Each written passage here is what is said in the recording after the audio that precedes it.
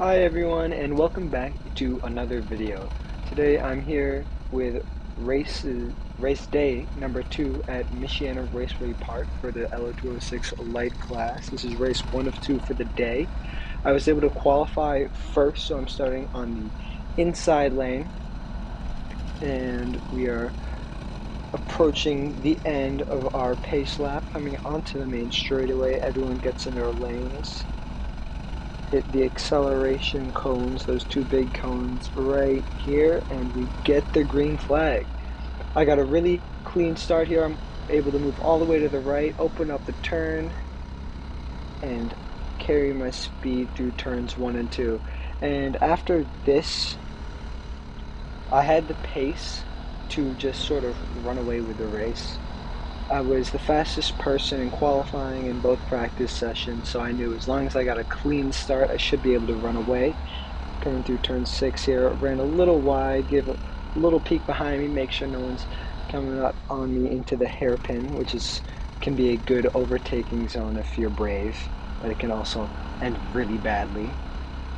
And yeah, after just going through these first couple of turns, I had already built up a decent gap by this point, and I kind of just ran away from the entire race. So here I'm approaching the checkered flag 15 laps later, and boom, that is race 1 done. Now on to race 2 of 2. I'm starting from 5th. Usually they reverse the top 6 from race 1, the top 6 finishers, so if you finish first, you start 6th, but someone left, so they just reverse the top 5, or they reverse the top 6 but minus 1 person. So I'm starting 5th, which is nice because I get the inside lane, so I should be able to make up some positions on the start. 3, 2, 1, here we go. Good start here, able to move to the right. I don't lose any position on the straightaway, but I'm kind of boxed out. Up ahead, they're going side by side. The second fastest, or my main rival, the person who got second last race, moved up 2 positions and is already in second place. And that's my one danger here, is if he gets out ahead of traffic quickly, then he can run away, and it might be too big a gap for me to close in by the end of the race. So right now I'm really trying to pick my way up so I get close to him before he gets by the person in first, who just happens to be my dad, and is able to pull a gap on him. You can see him going for a move up there, and my dad defends the inside into this next corner and is able to hold position. I'm looking at the inside coming off into the final turn here in the Monza. I think better of it. I back off a little bit to give me a little gap so I can get a cleaner run through the Monza. And I'm right on the back of the person. I'm looking in the inside. It's a heavy braking zone up here, and I'm able to outbrake them into this next corner. I run a little bit wide, go defensive for this next corner, I secure the position. Unfortunately, through all of that, Mike, the guy in second, is able to get into first place, and I've got a lot of work to do because I've got to pass 2 people in order to get up next to him. So I get a good run through turn 5. I pull alongside going into turn 6, and I'm able to get that move done. Now I'm looking on my dad.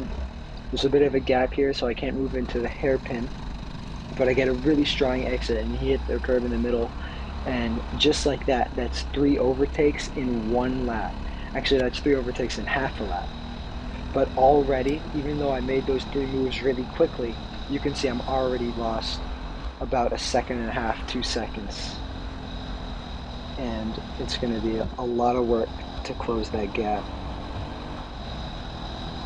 So we're approaching the halfway point of the race right about now, and the gap is still pretty big. From here on out, I'm thinking, alright, I had the pace on him in practice and qualifying, and the gap hasn't really been closing, so I really got to get my head down, get into a rhythm, and just hit all my marks. And by doing that, I should be able to close up on him. So going through turn 5 here, I really open up the corner, get a great run through there. I've been strong there all weekend, and I'll make sure to keep doing that. He really runs wide through turn 6, the gap shortens up just a little bit more. Now, I run a little bit deep into turn 7, but he does too. Open up the corner. This corner is flat. If you get the line right, I'm able to follow him closely. Coming out through turn 9. Early apex, drift wide, throughout the rest of the corner. I'm able to keep it tight there because I'm feeling really grippy right now. Through the Monza, if you get all your marks perfectly, it's flat out. He ran a little bit wide, but he still has a strong exit. His kart has been really fast on the straightaways all weekend. Brake into turn 1, wide entry, hug the left side, open up the corner for turn 2, flat through there, flat through turn 3, and now gap is really starting to come down. Turn 4, I get a great run through there. Now I'm right on the back of him. Get on turn 5, and I even give him a little tap right there. Now that I'm on the back of him, I just need to focus on making a good, clean move. If I try to send one too hard, he might hit me, I might hit him, and that's what'll ruin my race. I just need to be patient, wait for an opportunity, and take it.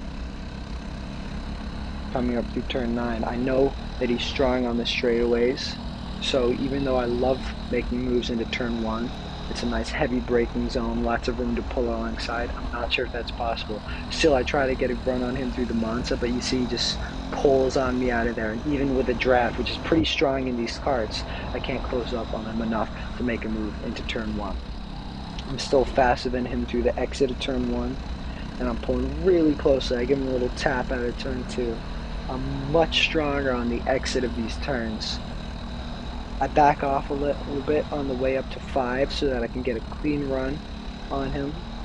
I notice I'm much faster through there, so if I get a good run, I should be able to make a move into turn 6. There's a bit of a gap here, so I can't send him into the hairpin, but I still get a nice strong exit. Coming through turn 8 now, the gap is closing. I run a little bit wide, but I still carry a little bit more speed on him. Turn 9 is also, I'm thinking, a good overtaking opportunity.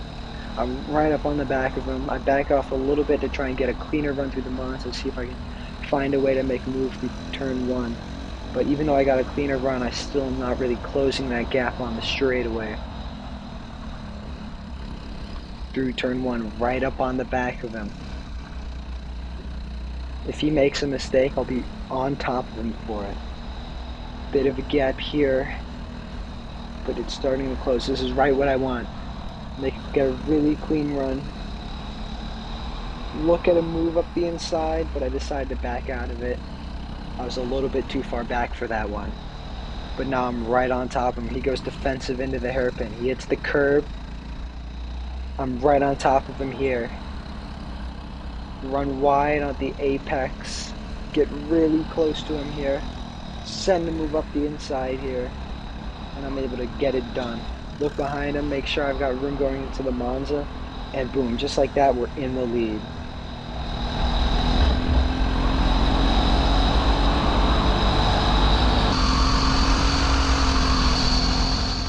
But just like that, after that, it was a pretty uneventful race. I'm able to take the checkered flag, and with that, that's race day number 2 over. I was able to win both of these races from pole position, so perfect weekend. Really happy with the result, happy with my pace overall, and yeah, I'm recording this while I am on vacation, so I apologize for the poor mic quality, and also I'm sorry for the horrible upload schedule. I raced on May 16th, and it is now almost July. It is almost July 16th, so I'm about 2 months late posting this, but I plan on posting a little bit more consistently in the future. I'll have races 3, 4, and 5 up soon, and then there are only 3 more races left in the season. So thank you so much for supporting me, and I will see you in the next one.